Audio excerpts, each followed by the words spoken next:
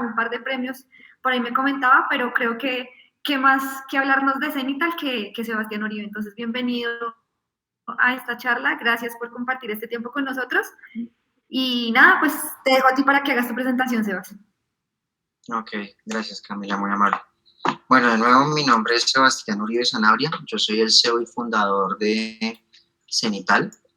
Cenital es una compañía de fotogrametría y de adquisición de información espacial en el sector de la industria. Yo soy ingeniero mecánico y soy ingeniero civil de la Universidad de los Andes.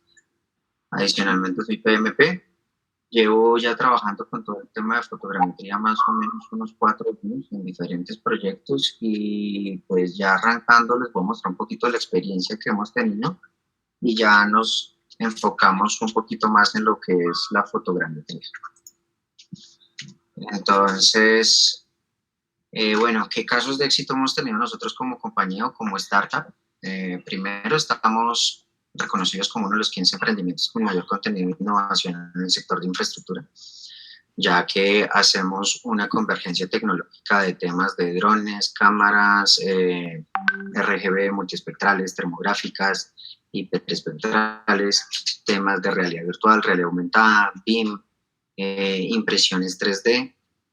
También nos han reconocido como uno de los 15 emprendimientos con mayor contenido e innovación de acuerdo a la feria de emprendimiento más grande que tiene el país, que se llama Everest. Estamos haciendo la prueba de Puerto Asís Putumayo en levantamientos de vías terciarias en Puerto Asís.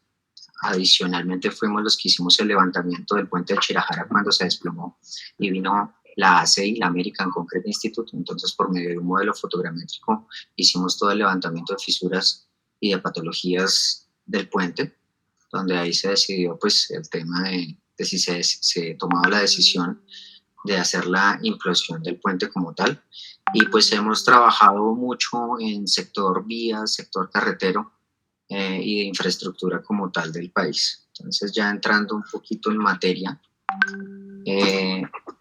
pues, ¿qué es la fotogrametría? Resulta que la fotogrametría es una parte de la topografía. Cuando uno mira un libro convencional de ingeniería, tanto civil o como ingeniería topográfica, hay todo un capítulo dedicado a la fotogrametría. Entonces, ¿qué es básicamente la fotogrametría o topografía? Es hacer la representación de un modelo tridimensional en un plano. ¿Por qué en un plano? Porque antes los ingenieros no tenían las herramientas para poder ver el modelo como lo podríamos ver hoy en día con el software y con todas las herramientas computacionales que tenemos hoy en día.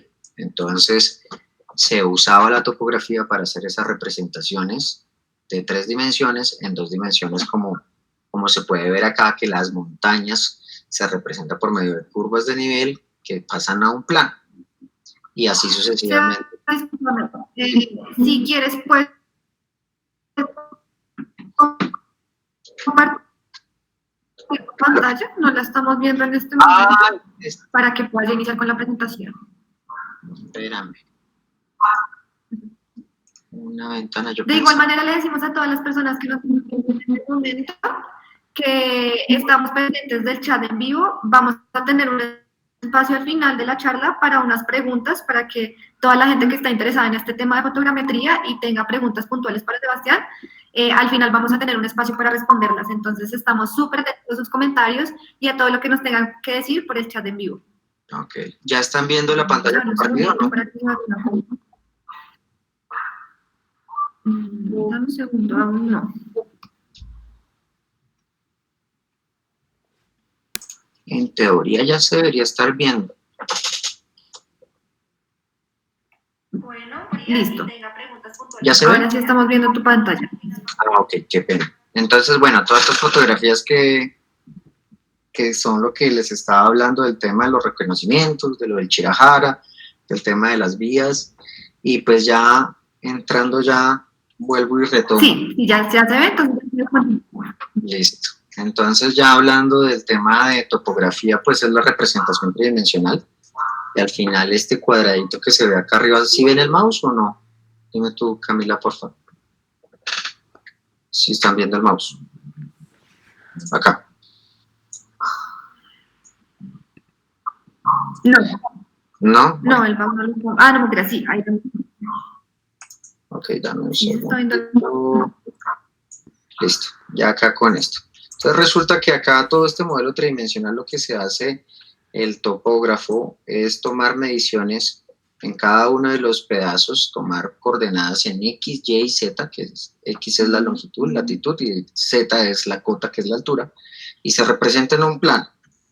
Entonces, antes de hablar de la fotogrametría hay que entender varios conceptos, que es normalmente todo trabajo de topografía con estación total, la estación te está dando coordenadas en X y en Y, pero cuando queremos temas de alturas o cotas, hay que entrar a un procedimiento que se llama nivelación y contranivelación, que se hacen con unos equipos y con unas reglas que se ven en campo. ¿Por qué es importante esto con respecto al tema de la fotogrametría? Porque resulta que normalmente todos los modelos fotogramétricos que hacemos se amarran de un sistema geográfico, un geoide, y hay que pasarlo a un plano. Cuando se hacen estos planos, o el geoide es como si fuera una papa, que ahorita les muestro una imagen de eso, hay que hacer unas correcciones, y esas correcciones en cota debería hacerse o con una estación total con RTK con precisión de milímetro, que hay que hacer rastreos de 2, 3 horas, de 45 minutos o 1 hora, o se hace con un tema de nivelación y contranivelación. Cuando estamos hablando de proyectos longitudinales, ya no es posible hacer todo el tema de la altura con la estación total, sino obligatoriamente y por normatividad en vías es necesario hacerlo con el tema de nivelación y contranivelación. Entonces, ya entrando un poquito en materia, la fotogrametría, como lo dice foto, viene del tema de imagen, de la luz, y grametría es de temas de medir con imágenes. La fotogrametría es un principio que no es nuevo, no es inherente a los drones, es un tema que tiene más de 50, 60 años, que antiguamente se hacía con globos, inclusive se hacía ya con aeronaves tripuladas y con imágenes satelitales. El cuento es que muchos de estos aviones y estos equipos, depende de las condiciones meteorológicas, cuando tomaban las imágenes y las fotos, tenían un gran porcentaje de cobertura de nubes. Entonces, y era un tema muy extensivo, y la escala y resolución de la fotogrametría aérea con vehículos tripulados es menos precisa en temas de tamaño de píxel con respecto a la fotogrametría de hoy en día con los drones. En principio es exactamente lo mismo. Ya el cuento es que se empiezan a jugar ya es con los computadores, porque antes usaban los pares estereoscópicos, que ya se los muestro. ¿Cuál es el principio de la fotogrametría? La fotogrametría al principio es tener un par estereoscópico, que es como funcionan los ojos humanos, que es ojo izquierdo y ojo derecho, que en el caso de la fotogrametría lo que hace es una foto y la siguiente con un traslape, longitudinal o transversal. Hay cosas que hay que tener en cuenta antes de entrar un poquito más en materia del tema de la fotogrametría, es qué es una ortofoto y qué es un ortomosaico. Una ortofoto es una fotografía completamente perpendicular a 90 grados del suelo, que depende de donde estén los objetos, se va a poder ver fachadas o no. ¿Qué quiere decir? En este caso, no sé si lo vean ustedes, en este caso, en esta ortofoto, en este pedazo, se alcanza a ver una fachada del edificio.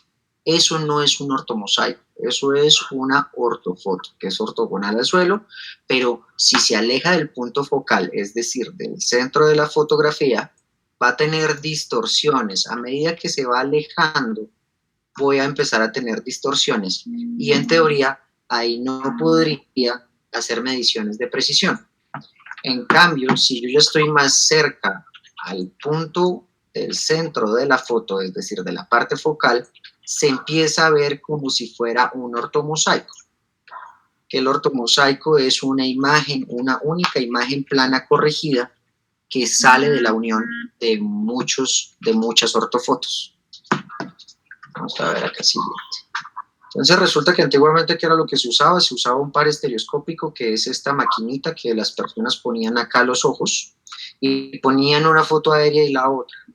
Inmediatamente ellos empezaban a acercar las fotografías, poniendo los dedos en el mismo punto en la foto, en el mismo árbol, y había un momento que se empezaba a ver una vista o una visual estereoscópica que se ve como un modelo tridimensional. Y después ponían este acetato que ustedes están viendo y empezaban con un Sharpie a rayarlo, y así es que hacían la cartografía y todo el tema de los planos como tal. Entonces, esto es una fotointerpretación, que es lo que les estaba mencionando anteriormente, que es el tema de coger el acetato y empezar a rayar toda la red de drenajes, los alineamientos de las vías, todo el tema de las cuchillas, que es la parte superior de las montañas, etcétera, etcétera, y así se hacía antiguamente el IGAC. Todavía lo siguen haciendo así. Ya con toda esa información empezamos a hacer todo el tema de los planos topográficos. Es importante tener vistas en planta, que son vistas superiores, y también secciones transversales, que son los cortes de las montañas. Es decir, que si yo cojo y hago un corte de ese corte puede representar esta imagen como tal. Y si hago acá otro corte, puedes ver alguna de estas imágenes. Entonces es importante tenerlo en claro, porque si uno no hace una buena georreferenciación y una buena ortorrectificación de la fotogrametría, donde vamos a tener mayor cantidad de problemas es en el tema de la altura. Entonces, ya hablando del tema de la vista estereoscópica, resulta que es el mismo principio como funcionan los ojos humanos. Entonces, el ojo mira el objeto y se cierra y hace un ángulo, y por temas de trigonometría, el cuerpo humano ya sabe cuál es esta distancia entre los ojos y hace el tema del cálculo con senos y cosenos para saber cuál es la posición en X, Y y Z del punto que es este como tal. Por eso cuando una persona pierde un ojo, normalmente pierde el sentido de la profundidad. Ahora, ¿qué cosas son importantes y hay que tener en cuenta cuando uno va a hacer la adquisición de la información fotogramétrica? Que se puede hacer con un dron, se puede hacer con un carrito, con una cámara, se puede hacer con la cámara de un celular, con un globo, con imágenes satelitales. Lo primero es, oiga, que las fotografías no queden sobreexpuestas. ¿Qué se refiere sobreexpuestas? Que quedan demasiado blancas.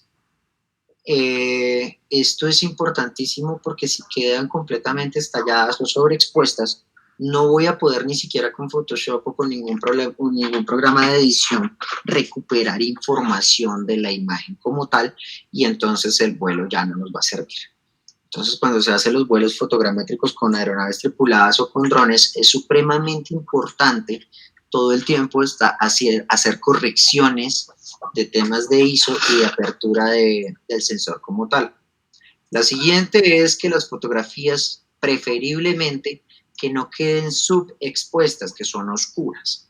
Pero entre los dos males, el menos peor es el subexpuesto. Es preferible que una fotografía quede oscura, que ahí tiene información que con programas como Photoshop o programas de edición de imágenes se pueden corregir para obtener una buena fotografía. Igual los equipos de hoy en día, como los drones de hoy en día, la mayoría tienen controladores donde uno puede fácilmente con los controles controlar el tema de la apertura y el ISO de la cámara para que quede una foto como debe quedar, que es expuesta. Lo siguiente es, oiga, la fotografía, por favor, que en lo preferible, que no les vaya a quedar borrosas. Entonces tiene que ser una fotografía nítida para que se pueda hacer el tema de la fotogrametría bien hecha. Es importante, y hay un montón de cosas que la gente normalmente de fotogrametría y de temas de captura de información espacial por medio de cámaras o de sensores no tiene en cuenta, que es supremamente importante tener en cuenta los siguientes conceptos. El primero es el píxel. Una imagen o una foto normalmente está hecha por millones de cuadritos como estos, y cada cuadrito de esos se llama un píxel.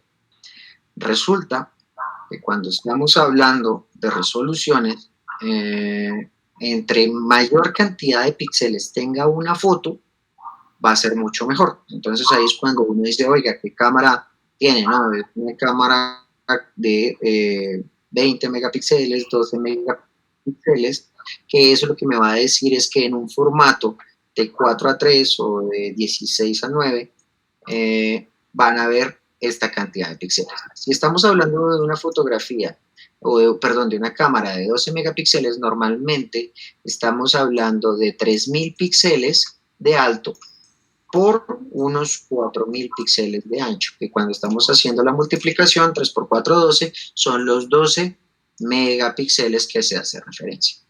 Ahora, adicionalmente depende la resolución o depende el sistema que se esté utilizando, vamos a mirar la cantidad de bits. Normalmente cuando estábamos arrancando todo el tema de imágenes antiguamente, estábamos hablando de 2 bits, que es un tema de blancos y negros, y cuando empezamos a pasar a 64 y a más bits, empezamos a tener hasta 256, es cuando tenemos todo el tema del degradé de los colores como tal. Ahora, ya con esto, de acuerdo a la altura y la resolución y el tamaño de sensor, se empiezan a ver unas correlaciones de la altura de vuelo con respecto a la escala de dibujo como lo piden todas las entidades estatales. Entonces, estamos hablando que si estamos teniendo un GSD, ¿qué quiere decir GSD? Es el Ground Sample Distance, que es la representación de lo real en un píxel. Ya les voy a comentar un poquito qué es eso. Antes de eso, quiero hablar posibles errores que puede tener un sensor como tal. Resulta que no solamente es importante el tamaño o la cantidad de píxeles que tenga una imagen, sino de acuerdo al sensor que se va a tener. Entonces hay sensor pues, de media pulgada, de 1 pulgada, de 2/3 de pulgada, y así sucesivamente estamos subiendo los sensores.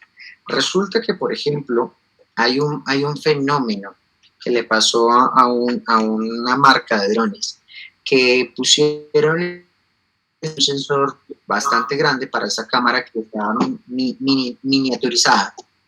Resulta que el sensor empezaba a calentar demasiado y empezaba a quemarse la cámara. O sea, los circuitos se achicharraban por la excesiva temperatura que había. Entonces, ellos, a nivel de software, con uno de los frameworks de los dispositivos, empezaron a generar un efecto que se llama binding. ¿Qué es? Resulta que cada cuadrito de estos viene siendo un píxel. Entonces, ellos lo que hicieron es juntaron 2 píxeles y volvieron eso un solo píxel. Entonces, si era, por ejemplo, de 10 megapíxeles, ya la información como tal no era de 10 megapíxeles, sino era de 5 megapíxeles. Y lo que hicieron al final es cada 4 píxeles los juntaron, combinaron el color y lo pusieron. Entonces a veces hay unas imágenes que se ven como medio borrosas, y es por este efecto que lo hacen los fabricantes, que le pueden decir a usted que es de 20 megapíxeles, pero realmente no se comporta así la cámara. Hay otro fenómeno que existe en la industria que se llama line skipping. ¿Qué quiere decir eso? En lugar de fundir los píxeles en un nuevo píxel, lo que hace es las fotografías son líneas de píxeles, y lo que hace es, en el tema de la captura de la información, se salta una línea de píxeles y así lo hace sucesivamente, y entonces ya no es la información de los 20 megapíxeles, sino es de 10. Entonces, normalmente, ¿qué es lo que se recomienda cuando uno vaya a comprar algún equipo o alguna cámara para fotogrametría o cualquier proceso? Es usar unas plantillas como esta, y uno toma fotografía a una misma altura con una cámara y con la otra, y resulta que se va a dar cuenta en dónde de estos marcadores se ve definido el círculo concéntrico. Estos que son el 12, 13, 14 también son círculos, pero son mucho más pequeños, y de acuerdo a la cámara se empiezan a ver estas ondulaciones, que eso es por los efectos de binding y de line skipping. Entonces es importante tener eso en cuenta y no fiarse 100% de lo que dice el fabricante. Ya cuando estamos hablando nosotros de relaciones geométricas, resulta que la fotogrametría funciona con un principio que es el de triángulos semejantes. Entonces, ¿por qué es importante el tamaño del sensor y por qué es importante la distancia focal que hay? Resulta que nos vamos a imaginar que en este punto está el dron como tal, pero resulta que esto es un zoom, un super zoom a todos los componentes internos de la cámara como tal. Entonces, este es el ancho y el largo del tamaño del sensor. Y esta es la distancia focal. Entonces, resulta que con esas dimensiones que son conocidas, que uno conoce cuál es el ancho, cuál es el largo y la distancia focal de la cámara, y con una información que nos da el GPS del dron o el GLONASS, que es los sistemas satelitales que tienen, nos vamos a poder tener la altura de vuelo como tal y con eso podríamos despejar el ancho y el largo de la fotografía y de cada uno de sus píxeles que están ahí adentro. Entonces eso es un tema de triángulos semejantes y con eso es posible calcular el tema del GSD, que es el tamaño de píxel que representa la información real como tal. Entonces, para ser un poquito más claro, voy a hacerles acá un dibujito. Imaginémonos que tenemos una moneda. Perdón por el dibujo que no sea tan perfecto, pero resulta que si nosotros tenemos una moneda y volamos un dron a 100 metros de altura, va a pasar un punto que esa moneda va a quedar 100% metida en un solo píxel. Y si la moneda es completamente roja, ese píxel va a verse entre rojo y blanco. Entonces, todo ese píxel se va a rellenar y no se va a ver la moneda con muy buena definición. Entonces, si voláramos a 10 metros o a 5 metros, lo que podría pasar es que esa misma moneda va a estar representada por muchos píxeles que va a estar visualizándose y ahí en ese caso se va a poder medir bien la moneda. Ese tamaño de píxel o este tamaño de píxel es el que significa un GSD. Entonces, cuando uno está diciendo que tiene un GSD de 2 centímetros, quiere decir que todo el píxel, el ancho por el alto, es de 2 centímetros. Entonces, si una moneda es de 2 centímetros, la moneda no se va a poder medir con precisión.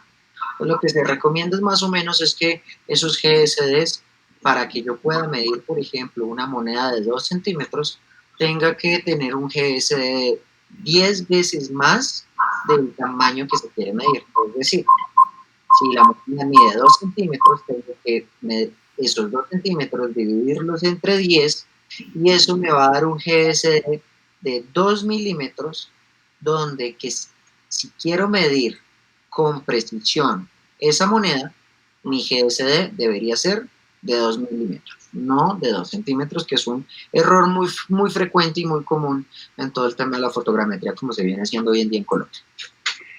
Adicionalmente, que hay que tener en cuenta, una de las cosas más importantes es cómo se tome la captura de los vuelos. Es importantísimo que exista un traslapo entre fotografía y fotografía, que ese traslapo es esta parte que les estoy marcando, que la teoría habla que ese traslapo frontal debe ser superior al 70%. ¿Qué quiere decir? Que de la foto debe ser igual en el 70% de la información en una foto y en la otra. Por otro lado, ahí es cuando lo estamos mirando, este traslapo es cuando se habla más del 75-65%, y cuando se está hablando de longitudinal es este que es del 65%, depende cómo se haga el tipo de vuelo, si se hace lateral o se hace frontal como un vuelo de ala fija o tripulado. Entonces, normalmente si estamos hablando de polígonos, en principio se tiene que hacer una grilla o un plan de vuelo en donde se tengan estos traslapos, que este traslapo debe ser del 75% y con la siguiente fotografía debe ser del 60%. Entonces uno podría utilizar algunos software o podría hacerlo de una manera manual si lo necesita. Cuando estamos hablando de que van a ser varios vuelos porque el polígono no es muy grande, no es ideal hacer el siguiente vuelo de esta manera que lo van haciendo y lo van pegando como una cuadrícula, un cuadrito al lado del otro, sino tienen que tener un traslapo entre la información del primer vuelo y del segundo vuelo, que esto se debe hacer por unos errores que se tienen cuando se apaga el dron y se vuelve a prender, ya que la georreferenciación y precisión del satélite de una pila y de la siguiente batería no va a ser la misma. ¿Qué quiere decir? Que si yo empiezo a volar en la batería número 10, él me puede decir que la longitud, latitud y cota es la 111. En la batería número 11 puede que él me calcule y sea 1.1, 1.1, 1.1, y cuando se junten esos dos vuelos fotogramétricos y no tienen buen traslapo, los software no van a poder hacer una buena corrección del tema de precisión y solape. Por otro lado, cuando estamos hablando de proyectos longitudinales, corredores viales, oleoductos, gasoductos, redes de alta tensión, si se quiere tener en cuenta nada más el tema de la parte cenital o de la parte planimétrica, pues con un par estereoscópico, que es un vuelo de esta manera y devolviéndonos, es suficiente. Está mal si nada más se hace una sola línea de vuelo. Es importante tener claro que se debe hacer el par estereoscópico, que viene siendo esto como la pareja de los ojos que habíamos hablado. Si ya queremos tener un modelo tridimensional, llámese de un edificio, de una estructura, de un puente como tal, es importante hacer varios vuelos que sean elipses o vuelos concéntricos al objeto con diferentes grados de inclinación. Entonces, para cubrir la mayor cantidad de los objetos que se quieren. Ya hablando, si queremos a nivel de detalle un modelo tridimensional con X, Y y Z, es preferible hacer dos planes de vuelo, uno en el sentido longitudinal y el otro en el sentido transversal, para que se tenga la información suficiente y se pueda tener una buena fotogrametría. De igual manera, lo que ahorita les estaba hablando para todo el tema de los vuelos de las torres, esto es un ejemplo claro de cómo se tendría que hacer. Inclusive acá faltó otra línea de vuelo ahí abajo para tener buen detalle de las torres como tal. Es importante tener en cuenta las limitaciones de los equipos o hasta dónde pueden llegar y qué niveles de precisión se tienen. ¿Por qué hablo de esto? Resulta que normalmente los equipos tienen un tema que son los Global Position System, y están los GLONASS. ¿Qué quiere decir cada uno? Los GPS no quiere decir que sean los satélites. Los GPS es la red satelital norteamericana de los americanos. Y los GLONASS es la red satelital europea. Entonces, resulta que juntando el GPS y el GLONASS, la cantidad de satélites que voy a tener va a ser mucho mayor, y eso es lo que nos va a dar una precisión mucho mejor para el tema de la posición del dron, que esa información es básica para tener una buena fotogrametría.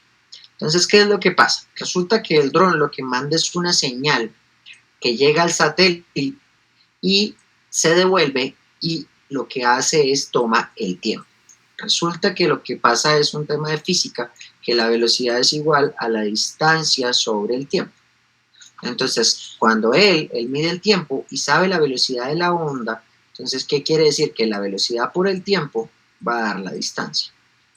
Y en ese momento, cuando se despeja la distancia, él sabe a qué distancia hay de ese satélite número 1. Vuelve y hace el mismo proceso con el satélite número 2 y el número 3, y ahí es que con ese satélite se triangula y se llega a tener la posición del equipo como tal. ¿Qué quiere decir? Que entre mayor cantidad de satélites va a ser mucho mejor la precisión de donde se va a encontrar el dron como tal. Pero ¿qué va a pasar? Resulta que hay fenómenos, por ejemplo, como las nubes o tormentas solares, que cuando una nube se encuentra entre los satélites, la velocidad de desplazamiento de la onda va a cambiar. Entonces, una fotografía o una posición del dron de la número 1 puede tener una buena geolocalización que con un error de medio metro o de 1 metro, pero resulta que cuando ya esté en la posición número 2 va a tener las nubes y esa posición va a tener un error de 2 metros. ¿Por qué es importante hablar de esto? Si se tienen esas condiciones meteorológicas o índices solares como el KP, toda la fotogrametría y la nube de puntos va a quedar con distorsiones y va a quedar mal. Entonces, ahí es cuando uno con esas fotografías y con esas posiciones que están en la posición número 1 y en la posición número 2, se hace la triangulación a cada uno de los píxeles con la foto 1 y 2 y ahí se saca esta coordenada. Entonces, si se tiene malas condiciones, resulta que esta coordenada puede quedar mal, pero el siguiente punto de la nube de puntos puede que tenga una esfera de error mucho mayor que la anterior. Entonces, ¿cómo se soluciona o cómo se arregla eso? Resulta que mucha gente en la industria dice que es suficiente con el tema de un dron RTK o con temas de la fotogrametría convencional y no es verdad. Pasan en muchas ocasiones que hay errores. Entonces, ¿cómo se elimina eso? Se tiene que instalar, y de acuerdo al IGAC y de acuerdo a las entidades gubernamentales, depende a quién se esté trabajando, se tiene que instalar un punto con georreferenciación de longitud, latitud y cota con precisión de milímetro. ¿Qué quiere decir eso? Que si yo voy a medir acá en el centro, yo voy a tener máximo un error de 1 milímetro, que eso es lo que me da el equipo de topografía convencional. Y hay que instalar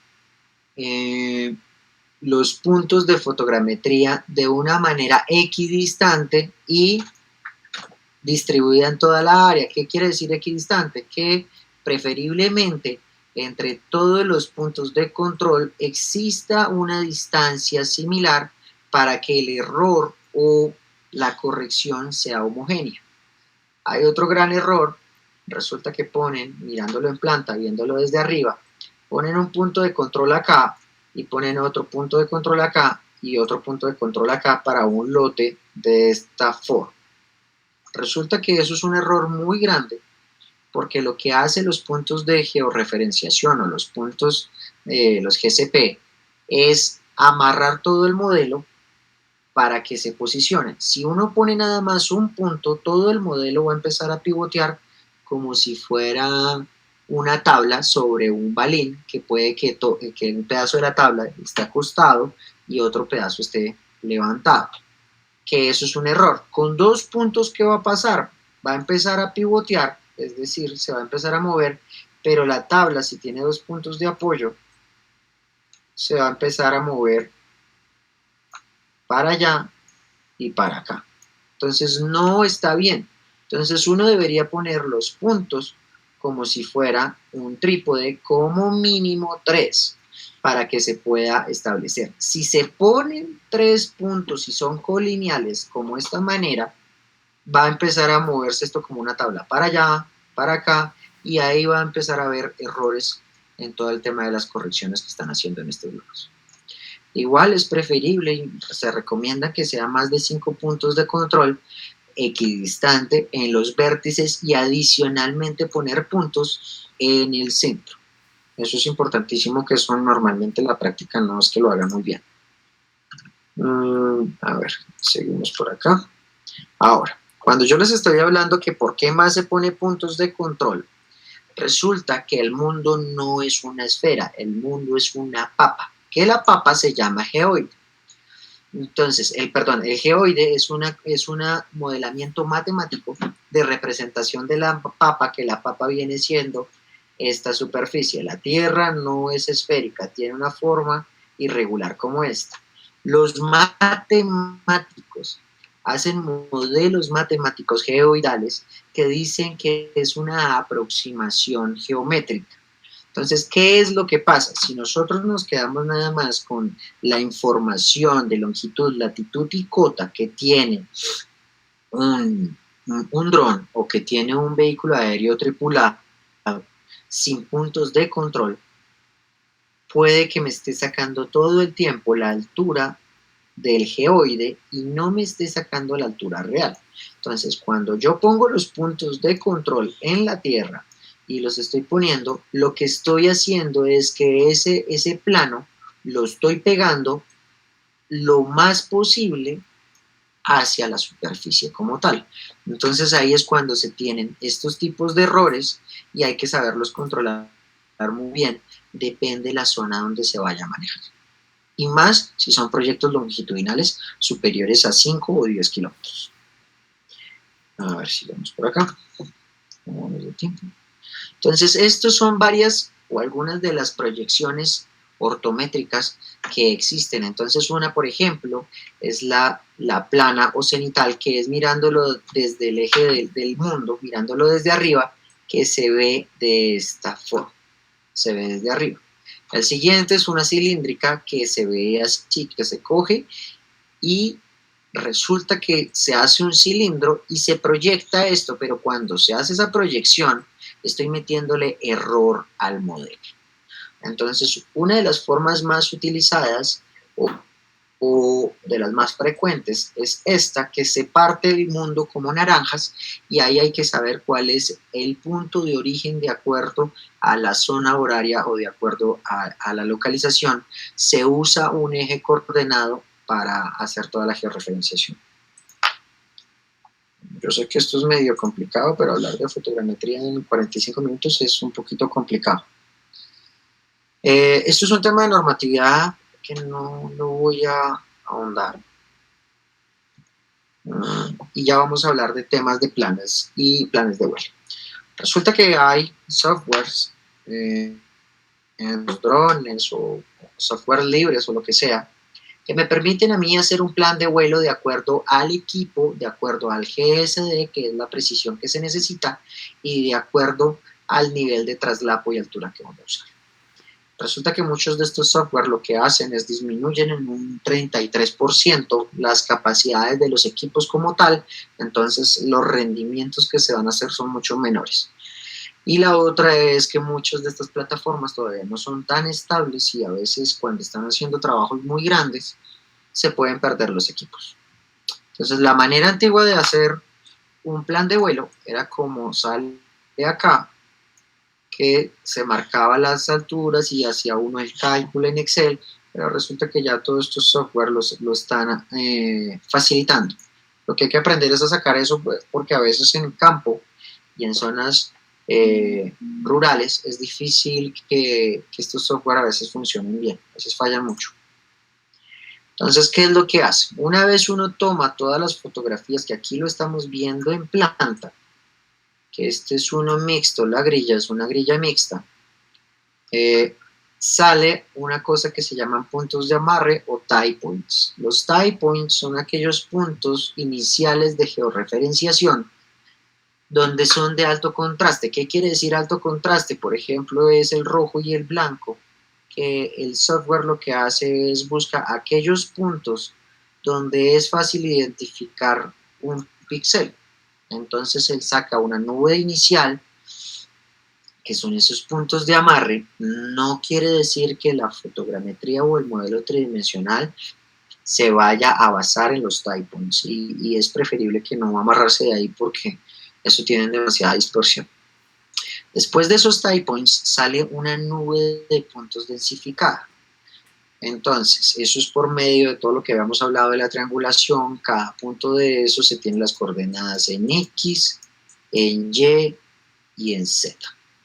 Ahora, con todos esos modelos hay que tener en cuenta conceptos que ya les había hablado, que es el GSD, que es el tamaño de píxel, y aquí entra otro concepto que es la cantidad de puntos o píxeles por metro cuadrado o metro cúbico. Viene siendo exactamente lo mismo, depende de la aplicación que se esté utilizando, uno habla de metro cuadrado o metro cúbico. Entonces, estamos hablando que después de que se tiene la nube de puntos, se hace una malla. ¿Cómo se hace esa malla? Si tenemos un modelo con 30 millones de puntos, resulta que esa información es demasiado robusta y demasiado pesada para la mayoría de los computadores. Entonces, ¿qué es lo que hace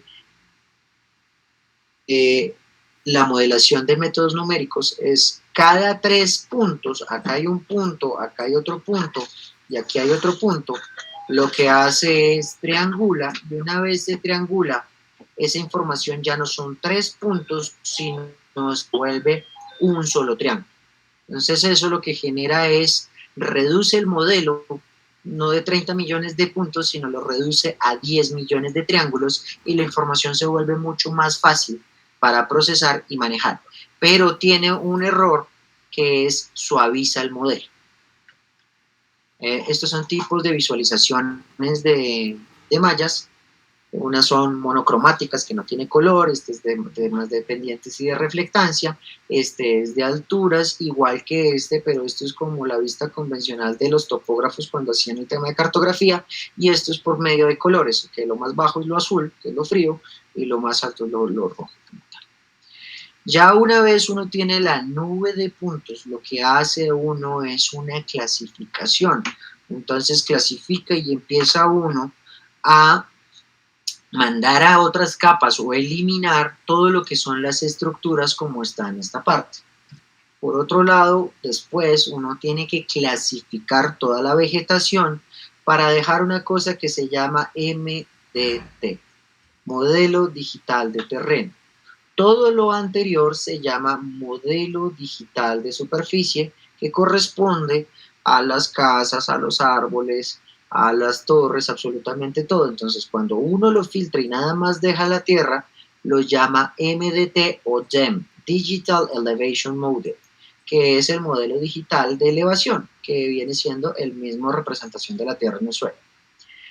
Ya cuando uno está sacando todo el tema de la fotogrametría como tal y del proceso, resulta que tiene uno unos cuadros de calidad que tiene que tener en cuenta mínimo las dos cosas. El primero es, oiga, ¿qué GSD está utilizando y cuántos puntos por metro cuadrado? Hablaría de los otros, pero resulta que pues, el tiempo ya está como acabándose. Y resulta que toda la fotogrametría empieza a sacar varios entregables. Entonces, ¿se acuerdan del tema del ortomosaico, que es la unión de muchas fotografías? Viene siendo uno que el ortomosaico nada más es útil para hacer temas de mediciones planimétricas que son en 2 dimensiones, que tienen que ver con mediciones en X, que esto es X, y en Y. Ya este es un modelo digital de superficie. ¿Por qué sabemos que es de superficie? Porque se ve bien rugoso en todas estas zonas, que eso es pura una zona rural, urbana, perdón, que son todas las casitas. Cuando ya se está hablando de suavizado, se ve de otra manera. Entonces, ahí en el tema de calidad, cuando se sacaban los informes, acá era cuando se hacía todas las triangulaciones, que quiere decir que acá quedó quedó mayormente denso en temas de fotografías, y en estas partes tuvo problemas, pero estamos hablando que si todo esto lo estamos viendo en verde, tenemos más de 5 puntos por cada zona, que eso está bien en el tema del análisis. Lo otro que les estaba hablando acá era de la cantidad de puntos por metro cuadrado. Entonces eso es bueno tenerlo claro cuando uno hable con los clientes, saber qué les va a entregar o no. Entonces muchas veces uno lo que hace es lo recorta y entrega un tema de los buffers de interés, porque pues si uno le entrega toda la imagen o toda la información como tal, puede sobrecargar a los computadores del cliente como tal. Ya una vez uno tiene el modelo digital de terreno, empieza a generar un modelo digital, unas curvas de nivel que son la representación plana del mismo modelo digital del terreno. Entonces, ¿cómo se hace el tema de las curvas de nivel? Antiguamente lo que hacía un topógrafo era separaba en cada uno de los puntos, sacaba las coordenadas en X, Y y en Z, y después él interpolaba para sacar la curva de 720 metros. Entonces miraba entre estos dos puntos la altura donde daba 720, y después entre estos dos puntos donde daba 720, igual de esta manera donde daba 720, y así sucesivamente. Y lo que hacían después era juntaban esos puntos por medio de una recta, y ahí salía una curva de nivel, que eso es lo que representa acá la altura como tal. Entonces ya hoy en día los software facilitan mucho más eso. Ya los errores de cota, estos son los errores típicos que pueden ocasionarse y pueden pasar. Si uno no tiene una buena georreferenciación, acá estamos hablando de errores de 2 metros con 37 centímetros, acá de 68 centímetros, 62 centímetros, y esto es un modelo que no se había hecho la georreferenciación como tal. Bueno, muchas gracias. Ahora, Camila, te dejo para que me digas las preguntas y, y responderlas. Bueno. Claro que sí, muchas gracias por esta información. Sabemos que este tema es bastante extenso y no lo podemos abordar en 5 minutos, pero creo que lo que tú nos diste el día de hoy es bastante útil. Esperamos que para las personas haya sido de gran utilidad todo esto que nos dices. Muchas gracias.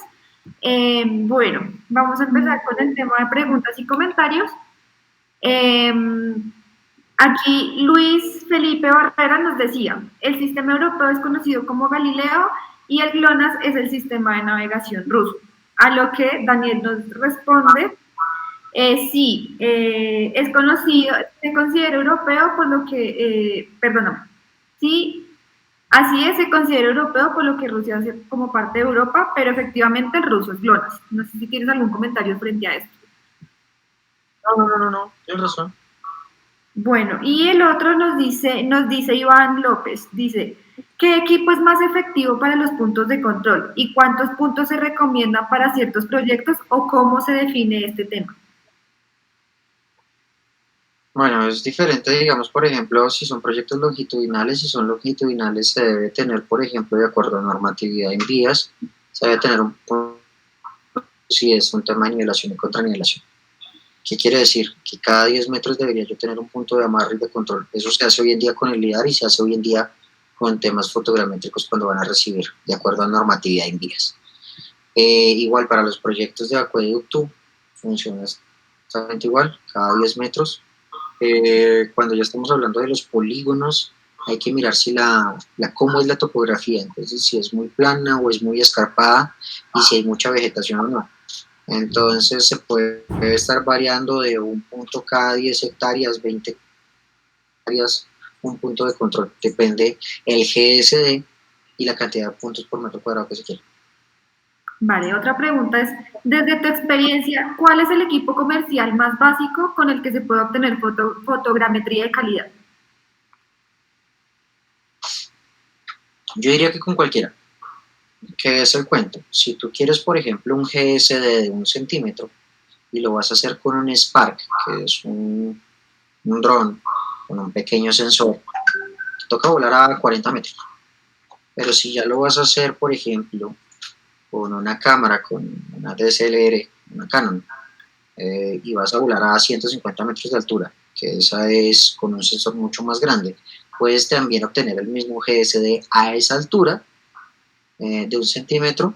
Entonces, ¿qué es lo que va a pasar? Con el Spark te vas a demorar mucho más que con el dron grande. Entonces, depende la magnitud del proyecto que se quiera, pero para la fotogrametría cualquier equipo es bueno. Vale, otra pregunta es, ¿cuáles son las industrias que más se ven beneficiadas en la utilización de la fotogrametría con drones en este momento? Depende porque ahorita, digamos, todo el tema de lo que se llama agricultura de precisión, eso es fotogrametría, pero lo que cambia es el sensor, que en lugar de ser RGB, pues se vuelve una cámara multiespectral o hiperespectral. Entonces puede ser tema de agro, puede ser un tema de vías, puede ser un tema de fincas, puede ser un tema de catastro, de inventarios viales, de torres de alta, depende. Y cada país es completamente diferente y cada zona tiene requerimientos completamente diferentes. Vale. Otra pregunta es, ¿cómo es el desarrollo a futuro de la fotogrametría con drones y de los drones en general en Latinoamérica? El tema es que la fotogrametría ya viene estando desarrollada hace muchos años.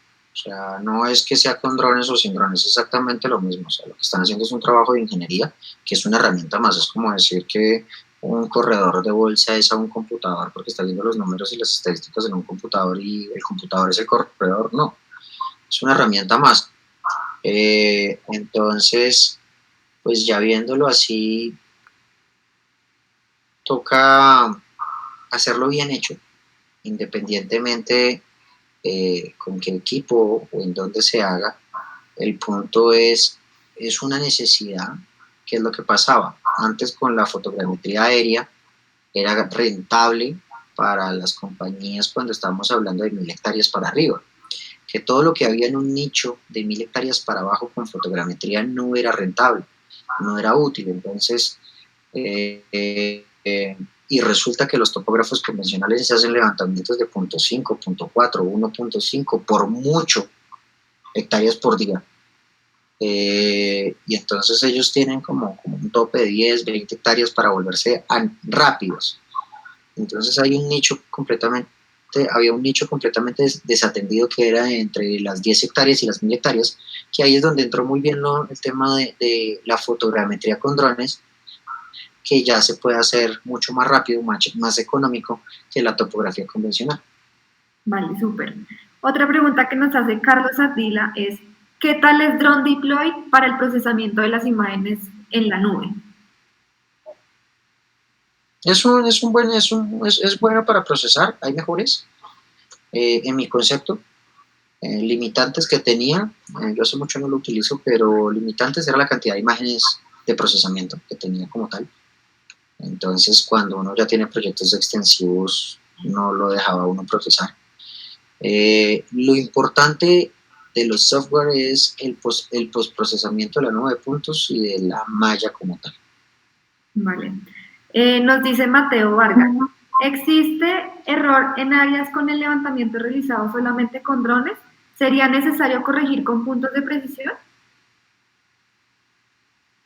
En teoría siempre tienes, si vas a hablar de topografía y vas a hablar de temas de fase 3, que es diseño, y ya es un tema de precisión, siempre deberías poner puntos de control. Es un gran error no poner los puntos.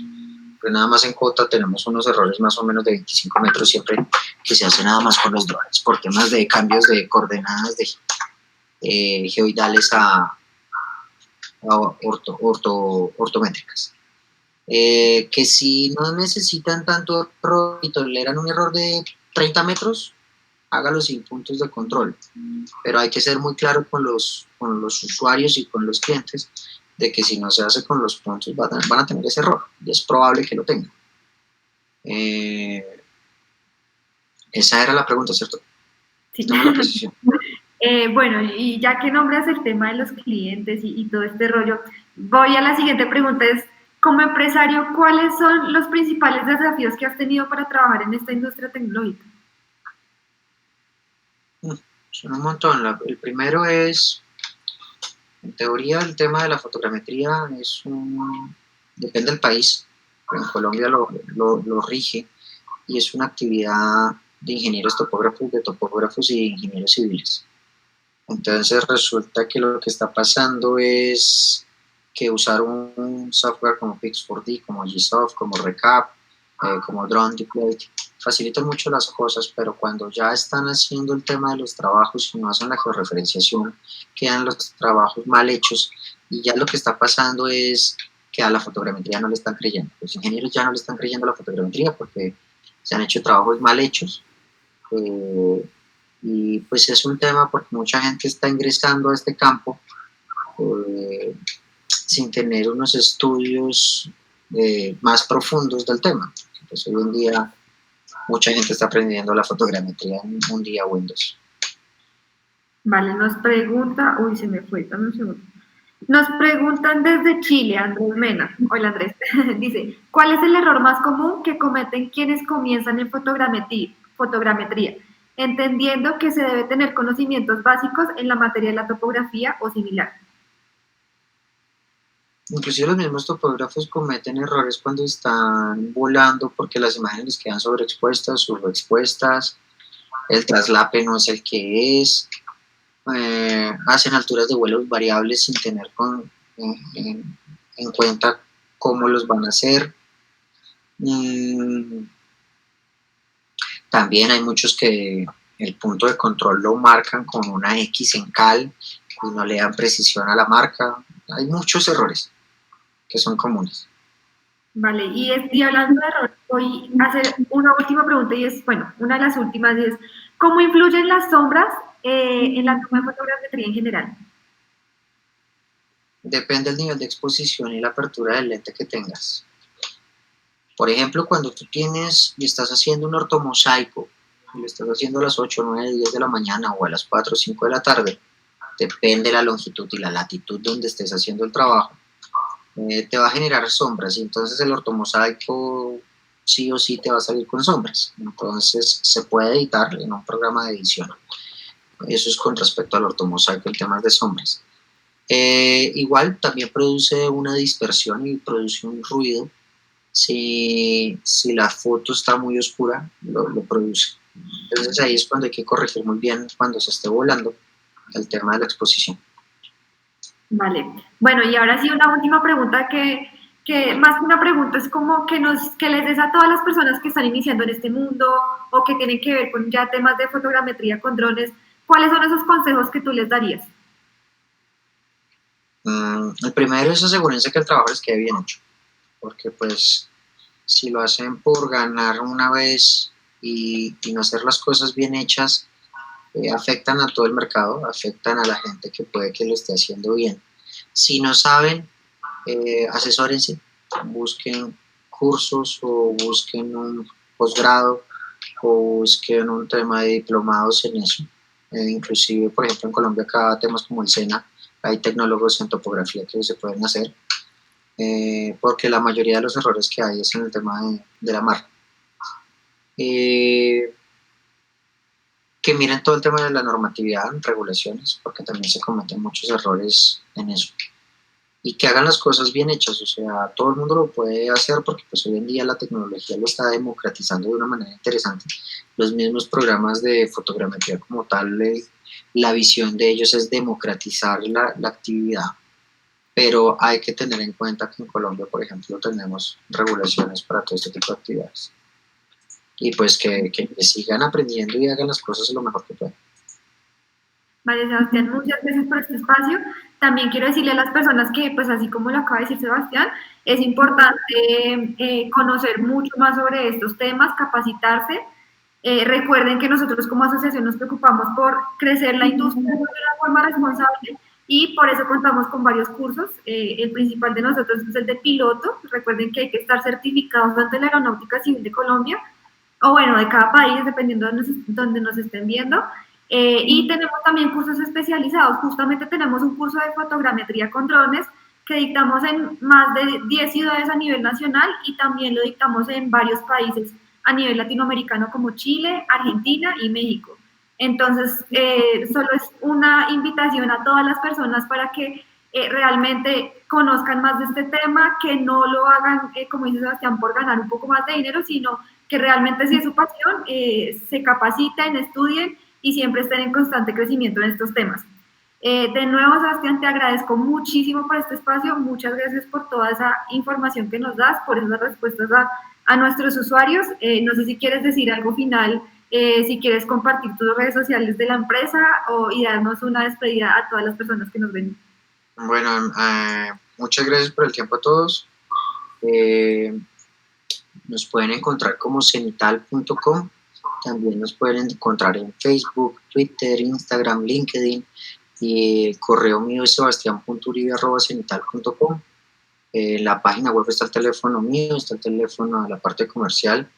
Y lo que necesiten el apoyo o lo que se pueda hacer, completamente estoy a disposición para toda la gente que lo requiera. Y muchas gracias y que sigan haciendo las cosas como las están haciendo y sigan aprendiendo. Bueno, muchas gracias a todos. Recuerden que aquí también somos la Asociación de Profesionales de Drones, que cada jueves tenemos una charla en vivo, cambiamos un poquito el canal digital, ahora vamos a estar cada jueves a las 5 de la tarde hora Colombia por Facebook, entonces súper conectados en 8 días y cada jueves. Muchas gracias a todos y feliz tarde. Hasta luego.